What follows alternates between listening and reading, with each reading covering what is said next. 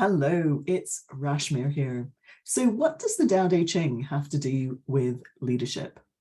Well, over the last several months, I've been reading and reflecting on the Tao. I've been sort of musing on the relevance of the Tao Te Ching to leadership and writing about it. So stay tuned for more on the writing in coming weeks and months.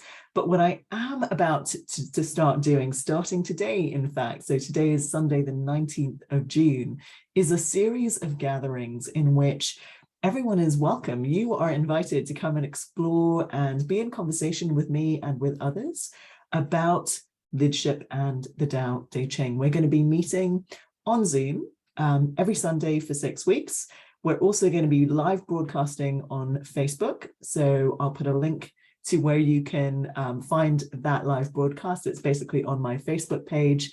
And you have choice. You can either join us on Zoom or you can join us via the Facebook Live. And if you're watching this after the event, that's okay, because the recordings will stay up on my Facebook page, and I might even put a few little snippets on YouTube as well. But let me sort of just give you a little bit of a taste of some of the things that the Tao says about leadership. So this is verse 60, the beginning of verse 60 in Stephen Mitchell's translation of the Tao Te Ching. And it begins, governing a large country is like frying a small fish. Governing a large country is like frying a small fish.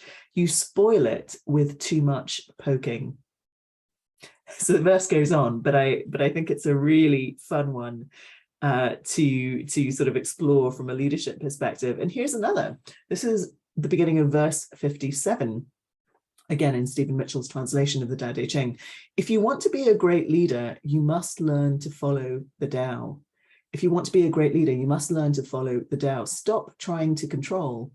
Let go of fixed plans and concepts, and the world will govern itself. So there's a lot more about leadership in the Tao Te Ching, but we're going to be asking some essential questions over the course of these next 6 weeks. Questions such as, is this really relevant for our modern age in which there's so much uncertainty, so much change, so much transition, so much potential for transformation?